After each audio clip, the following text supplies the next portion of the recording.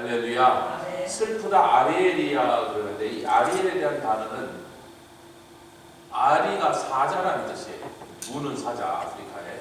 엘은 하나님 중에서 그냥 직역하면 하나님의 사자다. 메신저 사자가 아니고 짐승 사자를 얘기하는 거죠.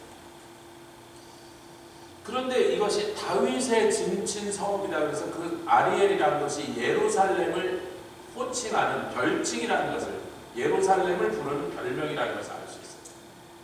왜냐하면 다윗의 자손이라고 할 때 다윗의 그 상징이 사자거든요. 유다 지파가 사자 이빨이거든요.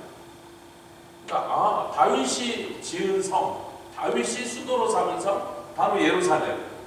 그래서 예루살렘을 가리킨다는 걸 분명히 하시면서 그 예루살렘을 괴롭게 하시고 슬퍼하고 애곡하며 왜냐하면 사면으로 둘러서 진을 칠 군대들이 그들에게 공격을 시작하는데 거기서 얼마나 그들의 군대의 세가 강하고 무서운지 너희들이 땅바닥에 엎드려서 티끌같이 말소리를 낼 것이다. 저는 신접한 자를 한 번도 본 적이 없어서 신접한 자의 말소리가 땅바닥에서 나는지 모르는데 아마 그 지옥의 소리니까 아마 그렇게 말도 그렇게 귀신 들린 사람의 소리가 아마 그런가 봐요. 뭐 본 적이 없으니까 저는 모르겠어요. 귀신 들린 사람 봤는데 신접해서 말하는 소리 제가 들어본 적이 없단 말이에요. 뭐 성경이 이렇게 표현하니까 아마 그런가 보죠. 그런데 이 사자라는 말이 하나님의 사자다 그랬는데 예루살렘을 하나님의 사자라고 불렀는데 아수르 제국의 그 깃발이 사자 깃발이에요. 그래서 그때 당시에 아수르 제국의 사자 깃발을 높이 쳐들고 전진하는 군대를 보면 세상 나라들이 벌벌 떨고 그 앞에서 엎드려 버렸다. 그러니까 뭐 이거를 이제 하나님이 좀 어떻게 보면 좀 비웃는 거죠. 니네가 하나님의 사자라고? 그러니까 지금 예루살렘에 있는 유다의 수도가 예루살렘이니까 예루살렘을 중심으로 한 유다 왕, 네가 하나님의 사자라. 유다 지파라는 깃발 자체가 사자 깃발인데 네가 하나님의 사자라고? 아수르 군대가 너희를 쳐올 때 니네는 고양이 같을 거야 지금 그러는 거예요. 니네는 하나님의 사자라고 말뿐이고 말소리도 크게 내면서 땅바닥에 기어다니면서 엎드려서 적군한테 들킬까봐 적군이 한테 소리를 냈다가 맞아 죽을까봐 숲을 속에 엎드려서 고양이같이. 근데 더 놀라운 건요, 여러분 말씀을 찾아봅시다. 에스겔 43장. 이 한국말 성경에는 아리엘이라고 그렇게 옮기질 않았는데 히브리어 원문에 거기가 아리엘이란 말이에요. 43장 13절부터 읽겠습니다. 13절부터 17절까지 제단을 보여주시면서 제단의 척수, 즉 저단의 사이즈는 이거다 그런데 13절부터 같이 읽죠. 15절까지만 읽겠습니다. 시작. 제단의 척수는 이러하니라. 한 자는 팔꿈치에서부터 손가락에 이르고, 이게 히브리 말로는 규빗이란 거예요. 규빗. 한 규빗. 우리 말로는 그걸 또 번역해서 한 자라는데 그 사람들 말로는 규빗이란 말이죠. 그래서 규빗은 팔꿈치에서 손가락이고 한 손바닥 넓이가 더한 것이라. 계속 읽겠습니다. 제단 밑받침에 고가 일척이요 그 사면 가장장대 광이 일척이며 그 가으로 둘린 턱에 광이 한 뼘이니 이는 제단 밑받침이요. 14절. 이 땅에 닿은 밑받침 면에서 아래층의 고가 2척이요 그 가장자리의 광이 1척이며 이 아래층 면에서 2층의 고가 4척이며 그 가장자리의 광이 1척이며 그 번제. 15절 시작. 그 번제단 위층라고 할 때 그게 아리엘입니다. 히브리어 단어의 아리엘이란 말이 하나님의 사자다라고 번역될 수도 있지만 이 단어로 똑같이 번역된 또 다른 단어가 뭐냐면 번제단이 이렇게 있는데 받침 있고 중간에 기둥 있고 뭐 이렇게 있겠죠. 그 여기다가 그물같이, 그러니까 바베큐 그릴 탑같이, 왜 짐승을 올려놓고 불을 태울 거니까. 그래서 여기다가 다시 불을 담는 부분을 이렇게 만들었고 그 위에다가 짐승을 이렇게 올려놨단 말이에요. 이게 안 나오는데, 그래서 번제단 위층 여기 불 태우는 부분, 그래서 아리엘이라는 말에 그 직역을 하면 화로 혹은 난로라고 번역될 수 있다. 그러니까 히브리어는 참 이상하죠. 아니 둘이 너무 비슷하지도 않아. 하나님의 사자와 화로, 난로가 뭐 조금이라도 서로 연관성이 없는데 이 아리엘이라는 단어가 이 두 가지로 번역될 수 있단 말이에요. 그 지금 여러분이 저와 여러분이 갖고 있는 한국말 성경에는 번제단 위층 이렇게 했는데 그게 아리엘이란 말이에요. 이거는 뭐 번역, 영어도 그걸 풀어서 알타 헐스라고 그랬습니다. 헐트가 뭐예요? 화로, 난로 같은 거다. 제단에 불 태우는 부분, 위층 이렇게 돼요. 아, 그러면 더 말이 되네. 왜냐면 이제부터 예루살렘 성이 막 불이 붙고 적군이 공격해갖고 막 맞아 죽고 막 거기 있는 사람들이 수없이 맞아 죽을 일을 지금 예언하시는 거거든요. 그러니까 보통은 아리엘 그러면 하나님의 사자 뭐 멋있는 얘기 같은데, 그러니까 니네들을 하나님의 사자로, 유다 지파가 또 사자 깃발을 들고 다니니까, 근데 니네보다 더 센 사자 아수르가 오니까 그 다음엔 아수르가 올라가고 애굽이 오고 그 다음엔 바벨론이 오고 세계 최강의 군대라는 이 세 나라 군대가 계속해서 유다를 향하여 공격해 들어오죠. 근데 그 중에 제일 먼저 가장 세게 압박했던 군대가 아수르 군대잖아요. 계속 말씀드리죠. 사네립이 디글랏 빌레셀이 북왕국을 멸망시키고 그 아들 살마네셀이 있다가 그 다음에 살마네셀의 아들 사네립이 드디어 유다를 공격해 오는데, 자기는 공격해 오다가 애굽이 자기를 견제하러 나온다는 얘기 듣고 군대의 절반을 끌고 애굽하고 싸우려고 라기스 쪽으로 내려가고, 군대 장관 랍사게를 총사령관 시켜서 야, 너 절반을 끌고 계속해서 예루살렘 점령해버려. 내가 절반만 갖고 와도 애굽을 때려부실 자신이 있으니까. 그러고 내려갔단 말이에요. 그럼 랍사게가 예루살렘을 포위하고 있는 동안에 내려갔던 그 살마네셀이 사네립이 졌냐면 승리했어요. 애굽 군대를 때려부셨어요. 여러분, 애굽이 당시에 그래도 여태까지 아무리 그동안 좀 약해졌다면 세계 최강 대국이라고 하던 나라인데, 러시아가 우크라이나를 쳐들어갈 때 전부 2주 안에 끝나잖아. 아이고 뭐 우크라이나가 러시아를 상대로 어떻게 이기겠어, 말이나 되나 이렇게 생각했는데, 애국을 상대로 아수르가 어떻게 이기겠어. 그것도 군대의 절반을 이쪽에 있는데 그 절반만 끌고 와서 애국을 박살내고 올라왔다니까요. 그 정도로 유다의 운명은 바람 앞에 등불처럼 풍전등화의 상태에 놓였습니다. 그날 밤에 천사가 내려와서 히스기야의 길을 당하는 천사를 보내지 않으셨으면 다음 날쯤은 그 성 안에 한 사람도 살아남지 못했을 거예요.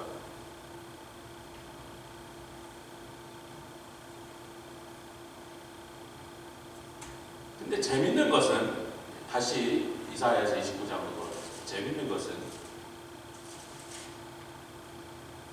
거기가 끝이 아니고 5절부터 8절까지는 너의 대적, 즉 너가 누구야? 아리엘이라 해서 아리엘, 예루살렘의 대적, 너를 치러 오는 군대에도 내가 그렇게 만들게 해서, 조금 전에 뭐냐면 네가 티끌같이 내리라 그랬는데 너를 치는 내 대적의 무리도 티끌 같게 되겠고.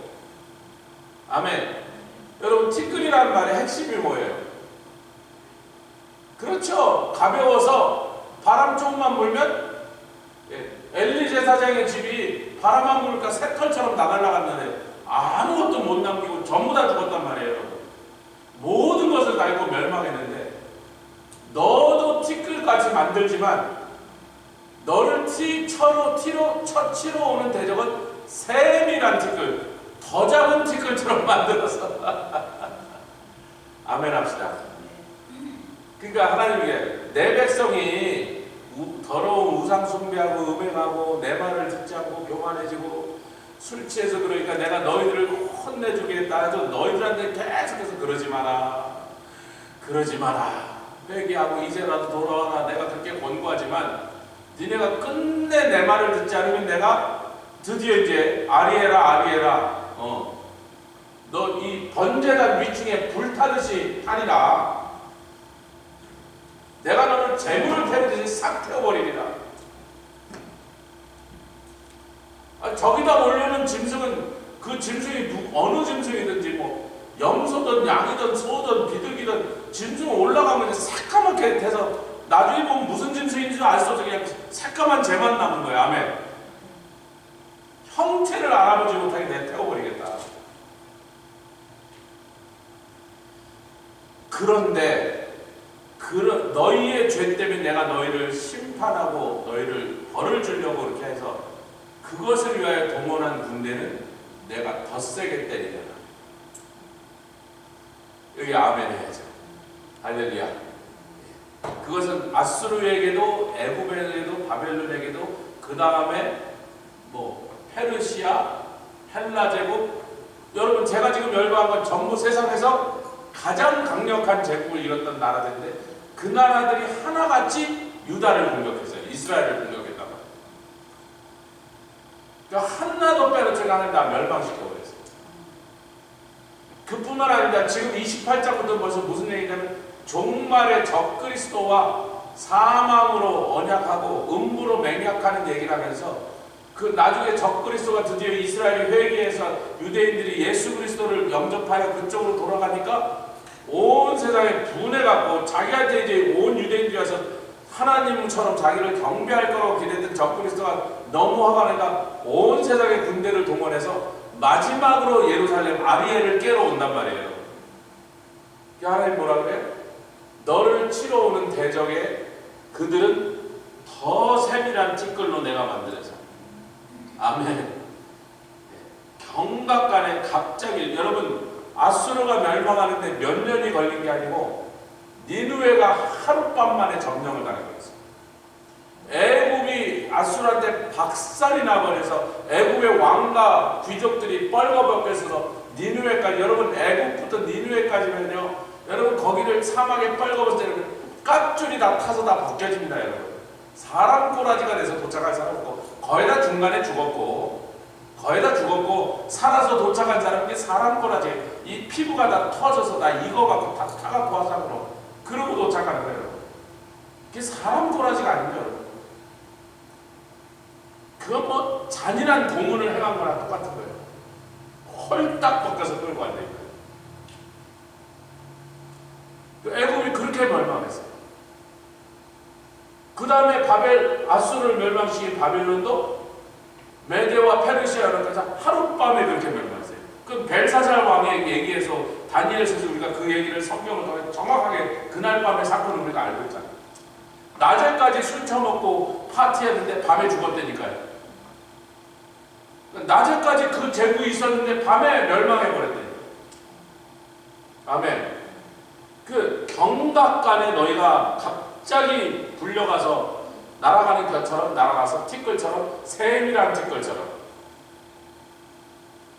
6절 같이 읽겠습니다. 시작. 만군의 여호와께서 병력과 지진과 큰 소리와 회리바람과 그 중에 한 가지만 있어도 되는데 종류대로 다 병력과 지진과 큰 소리와 회리바람과 폭풍과 아이고 세상에 맹렬한 불꽃으로 누구?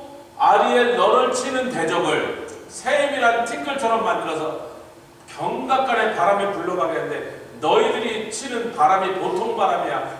회리바람으로 칠 거라. 이번에 아리조나, 피닉스 아리조나에 모래 폭풍이 도시를 덮쳤는데 여태까지 미국 역사에 한 번도 못 쳤는 어마어마한 사막의 모래 폭풍이 피닉스 아리조나를 덮쳐버렸습니다. 뉴스에서 찾아보세요. 피닉스 아리조나.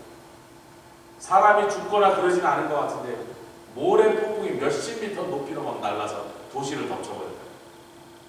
여러분 이미 세밀한 티끌처럼 만드는데 무슨 센 바람이 필요 있어요? 그냥 이렇게 뇌가 풀어도 날아가는 건데 그게 세밀한 티끌이잖아요.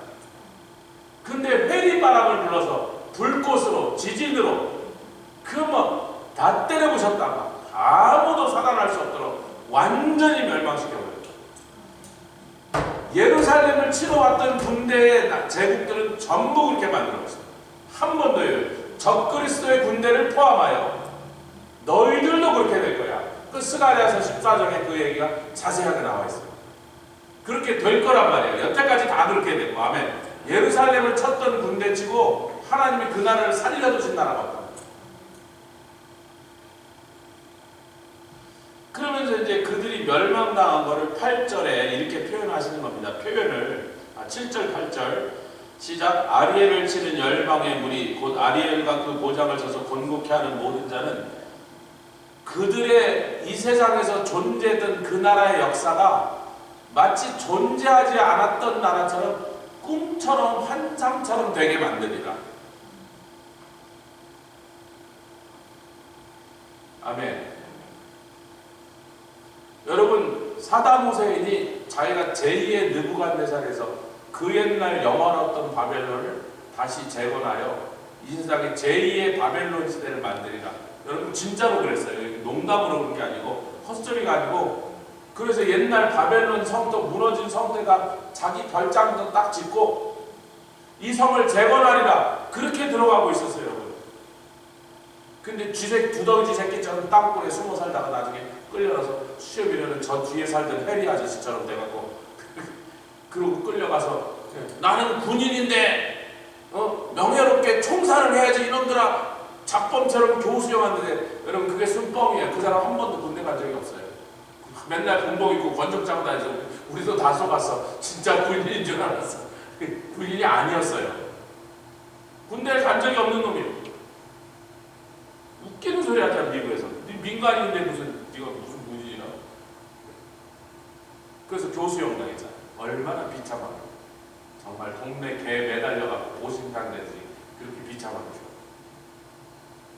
왜?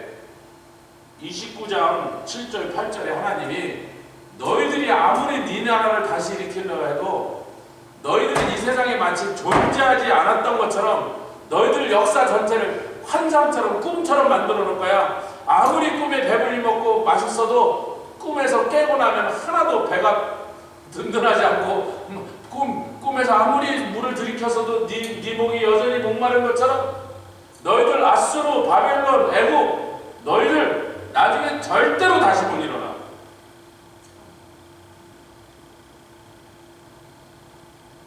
아수르란 나라가 완전히 사라졌어요. 여러분 애국은 아직 있잖아요. 제가 옛날에 말씀드렸는데 애국 사람들은 그 옛날의 애국 사람들은 흑인들입니다. 지금 에티오피아에 있는 누비아 족속이 오히려 애국의 왕이 됐던 적이 더 많아요.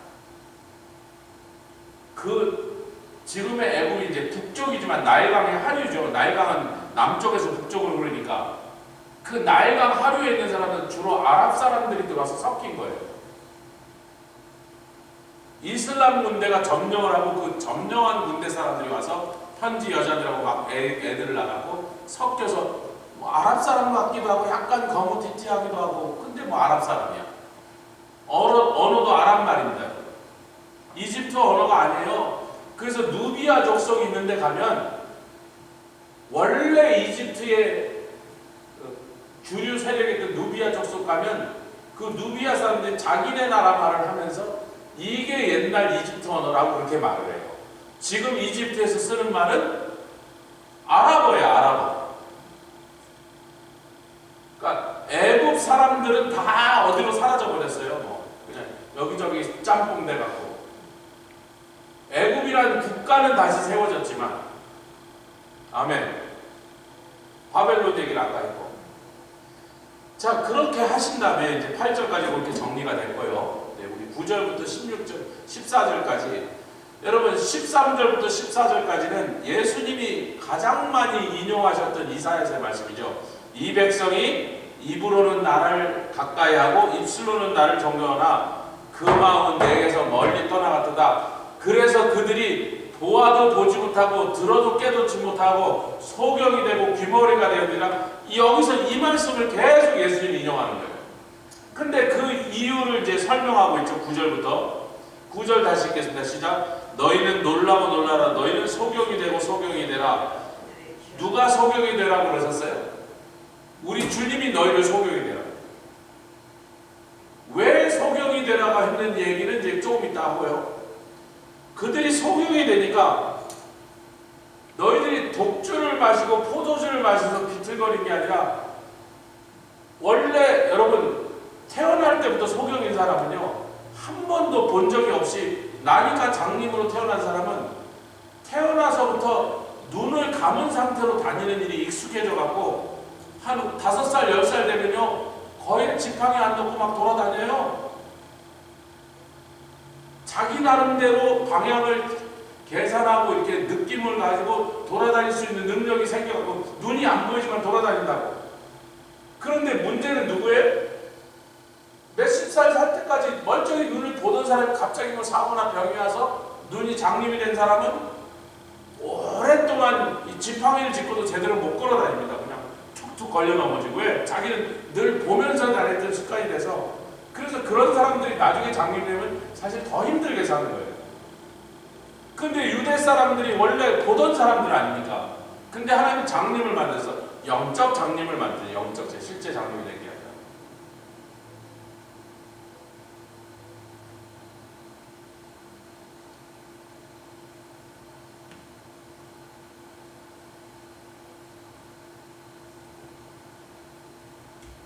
Can you come back to us?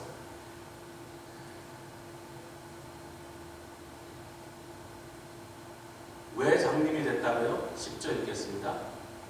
지금 하나님이 설명하는 거예요.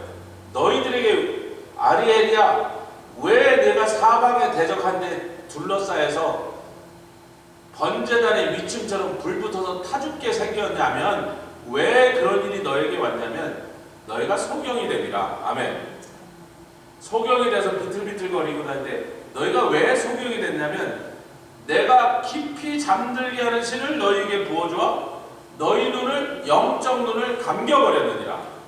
근데 너희의 눈은 선지자들이라. 아멘. 그러니까 이 모든 것의 시작은 누구로부터 시작돼서요? 거기다 주신 선지자들부터 타락을 했어. 그래서 그들이 전혀 영적으로 하나님 주시는 이상을 보지 못하고 하나님의 음성을 듣지 못하는 상태가 되어버린 거예요. 또 너희의 머리는 선견자라. 그 선견자 위에 깊은 영적 잠에 빠져드는 신을 내가 부어버렸는데. 아니 우리가 주일날 고린도후서에 뭐예요? 이 세상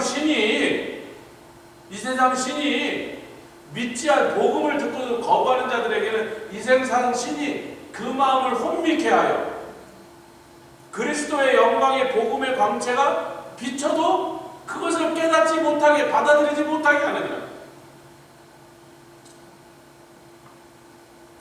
아합을 죽이려 하니까 하나님이죠.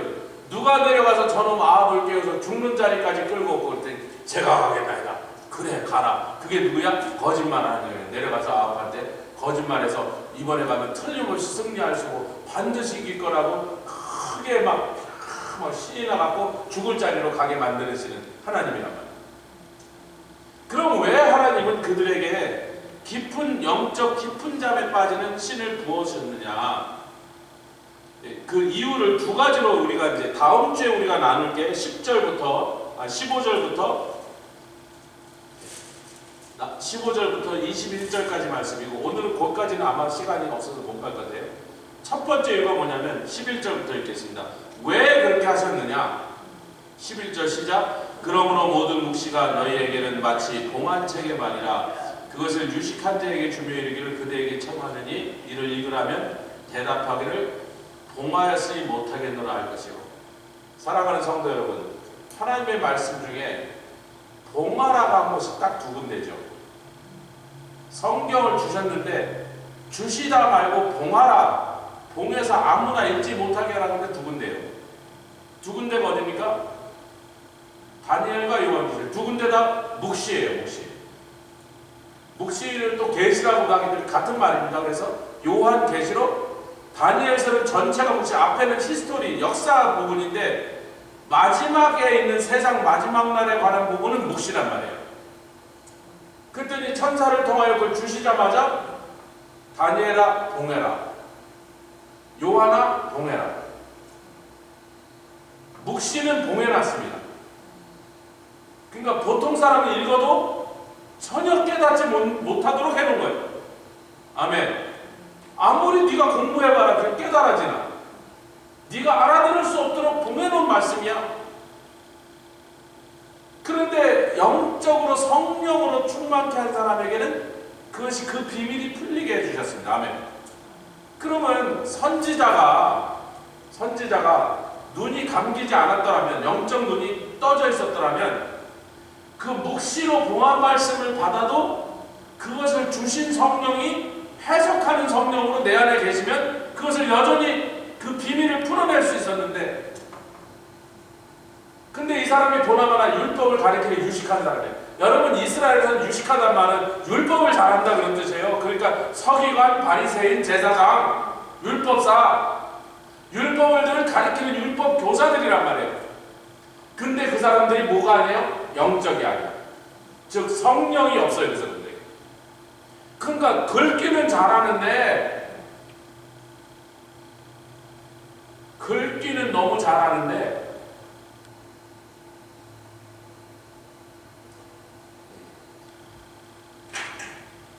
조선시대 궁궐에 가면요, 내탕고, 이 사극에서 들어보신 내탕고가 창고야, 창고. 내탕고를 방을 10개를 지어놨습니다. 창고가 크니까 방을 10개를 해서 각각 다, 여기는 그릇, 여기는 음식이고, 여기는 뭐 약, 뭐 여기는 뭐 이렇게 해서 소금, 된장 이렇게 해서 10군데다 나눴는데,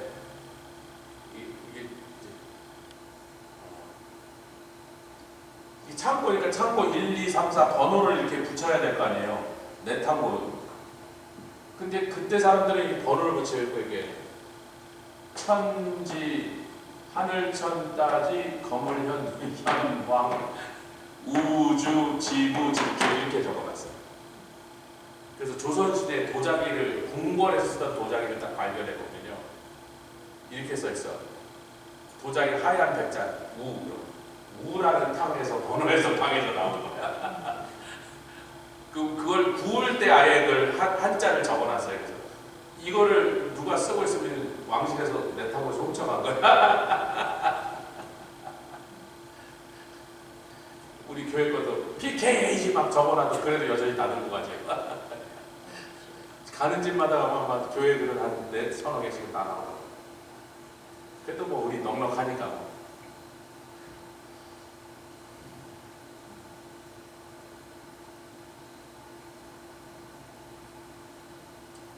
봉해놨는데 하나님의 성령으로 그 말씀을 깨닫기 위하여 나에게 이것을 깨달아 주시는 그 성령의 것을 열어서 가르쳐 주셨습니다.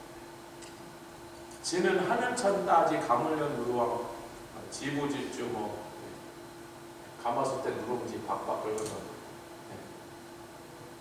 글자만 공부하고, 글자 지식으로만 율법을 아는 거예요. 말씀. 이거 뭐 영적으로 봉해놓은 말씀을 딱 주면 하나도 깨닫지 못하는 거예요. 근데 이제 무식한 자, 그렇게 그 사람들처럼 율법을 정식으로 스승한테 앉아서 몇 년씩 그렇게 정식으로 체계적으로 학문적으로 배우지 않은 사람, 전 무식해서 몰라. 그것도 거짓말. 신명기.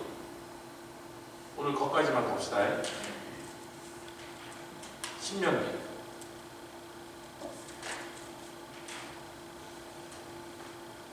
신명기 몇 장에 그 말씀이죠? 그게 거짓말이라는 소리가? 제 기억에는 30장인데 30장 11절부터 14절까지 신명기 30장 11절부터 14절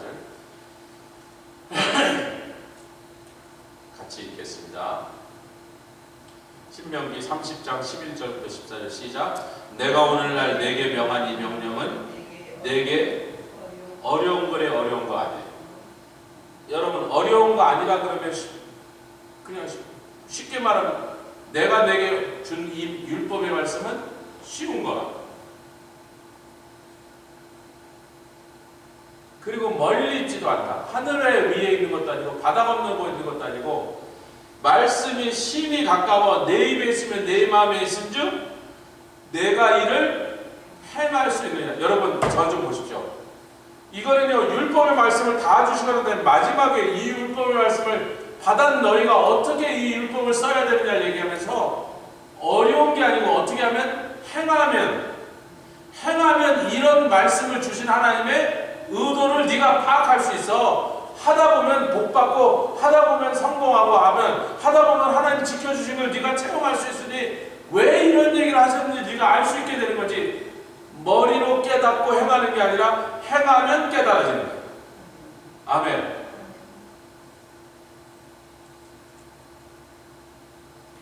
그러니까 나는 무식해서 그 말이 유대인들에게 통해야 안 통해요.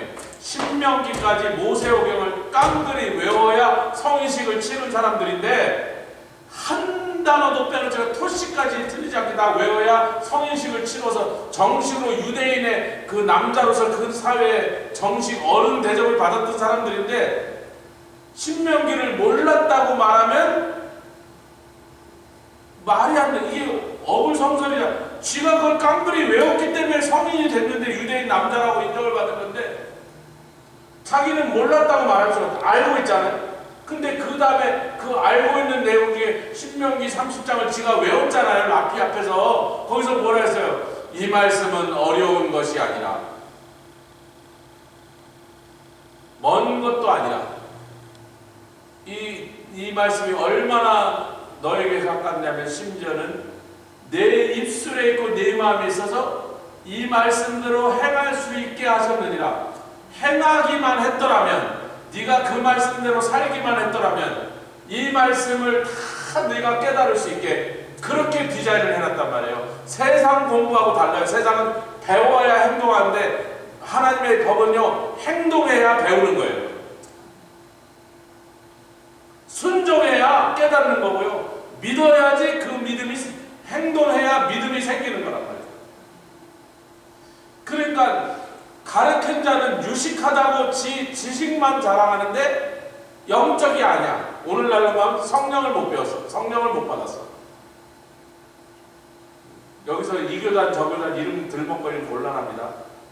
너무 지식 위주로만 나가고 성령을 모르면 이런 영적으로 해석해야 되는데 가면 딱 막히니까 영적으로 해석하지 못하고 학적으로만 해석해서 성경을 오히려 엉뚱한 결론을 끌고 나오는 사람들이 생깁니다.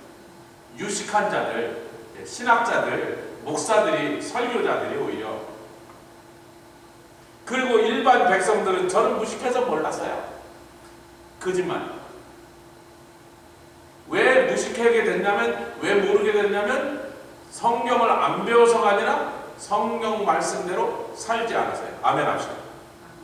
지가 그대로 살질 않으니 그 말씀을 통하여 우리에게 생명과 복과 은혜를 주시려는 하나님의 의도를 한 번도 체험하지 못하니 맨날 성경은 어렵고 재미없고 귀찮고 무겁고 부담스럽고 그런 책으로 맨날 아이고 말씀은 성경은 너무 그러니까 어떤 사람이 이랬어요. 어떤 사람이 성경 좀 읽으라니까 저는 성경을 안 읽습니다. 왜 좀 읽어보니까 저는 성경 같은 걸 좋아하지 않는다. 저는 무신론자입니다. 그랬더니 그 말을 딱 들은 사람에게 너는 무신론자가 아니라 무식한 거예요.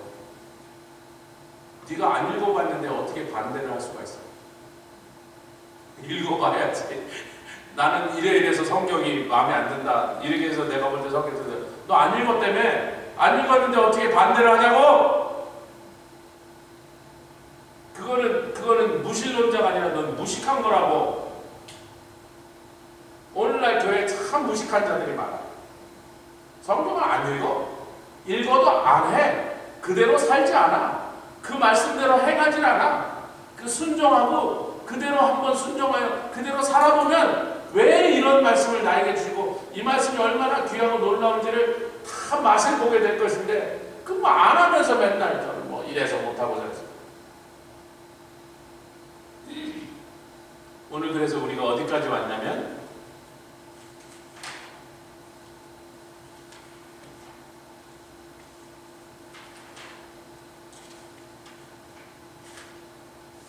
강의 안으로는 405페이지까지 왔는데 그 중간에 403과 404는 역사적인 내용입니다. 그래서 예루살렘을 쳐들어왔던 외국 군대에 대한 얘기를 자세하게 해서 주전 701년에 아수르 군대가 쳐들어왔던 이제 18만 5천 명이 맞아요. 이렇게 주전 701년이고 그 다음에 요시야 왕이 애굽 왕 바로느게 죽고 그 바로느고가 요시야의 아들 여호아스를 끌고 가서 애굽 땅에 끌고 가서 거기서 죽게 만들고 요시야의 또 다른 아들 엘리야겜을 왕을 삼으면서 그의 이름을 여호야김이라고 붙였는데 여호아스는 결국 애굽 가서 죽고 여호야김이 바벨론이 침공하니까 애굽을 버리고 바벨론한테 복종하다가 3년 만에 바벨론을 배반하니까 바벨론 왕이 와서 여호야김을 끌고 와 버립니다. 그리고서 그의 아자민 시드기야를 왕으로 세웠는데 그 시드기야가 또 바벨론에 대항하고 애굽 편에 붙으려고 하니까 바벨론이 마지막에 와서 주전 587년에 예루살렘 둘러싸고 포위했다가 1년 만에 결국 성 안에서 견디지 못하고 586년에 망하고 시드기야를 끌려가서 중간에 자기가 눈이 떠 있는 상태에서 아들들이 다 죽이는 걸 눈으로 보게 안 되면 그 다음에 눈을 빼버리고 시드기야를 감옥에 넣었다가 몇십 년 지나서 그 시드기야를 감옥에서 내주죠. 여러분, 이런 역사는 우리가 성경에 이미 잘 알고 있는 역사니까 그냥 뭐 새롭게 공부하는 게 아니라 제가 일일이 설명하고요. 강의 안에 다 나와 있습니다. 근데 다음 주에 우리가 읽을 15절부터는 이것들이 지네가 소경이 돼서는 하나님을 속이려고 그러더라고요. 여러분 한국말로도 내가 어떤 사람을 거짓말로 자꾸 속이려면 그 사람을 뭐라고 부르는 거냐면 그 사람을 눈뜬 장님이라고. 내가 하는 일을 하나님 못 봤어. 내가 원래 숨어 사는데 하나님 어떻게 했어? 하나님 장님이라고. 누가 장님이에요? 지가 장님인데 자기가 장님이면서 사실은 하나님을 장님이라고 취급을 하는 거예요. 요 두 가지 죄라. 자기가 장님이 됐는데 장님 된 줄을 모르고 오히려 하나님을 장님 취급하여 하나님을 속일 수 있다고 생각하는 그 일에 대해서 다음 시간에 우리 같이 나누도록 하겠습니다. 같이 기도하겠습니다. 주님 감사합니다. 오늘도 이 말씀을 통하여 우리에게 또 가르치시고 깨닫게 하시고 또 우리가 분명히 알 것을 알게 해주시는 은혜를 감사합니다. 오늘 배운 말씀도 우리에게도 적용되는 것들이 있사오니 무식한 자가 되지 말게 해주시옵소서. 하나님의 말씀을 우리가 들었으면 그대로 행하고 말씀을 깨달았으면 그 말씀대로 살면 결단코 무식한 자가 될 수 없사오는데 그냥 맨날 말씀이 어렵다 그러고 그 말씀이 너무 믿기 힘들고 깨닫기가 힘들다고 그렇게 핑계만 대면서 신앙생활이 조금도 달하지 않는 그런 자들로 우리가 남지 않게 해주시고 하나님 앞에서 정말로 하나님이 귀히 여기신 사람처럼 영안이 열리고 영적인 일들을 깨닫는 그런 영적인 신령한 백성들 되게 하여 주시옵소서. 우리에게 성령을 주셨사오니 그 성령이 우리를 모든 진리 가운데로 인도하여 이미 주님을 통하여 들었던 말씀들을 깨닫게 도와주시고 계사오니 이 말씀을 즐겁게 순종하여 깨닫는 우리 모두 되게 하여 주시옵소서. 감사드리며 예수 그리스도의 귀하심으로 기도드렸사옵나이다. 아멘. 하늘에 계신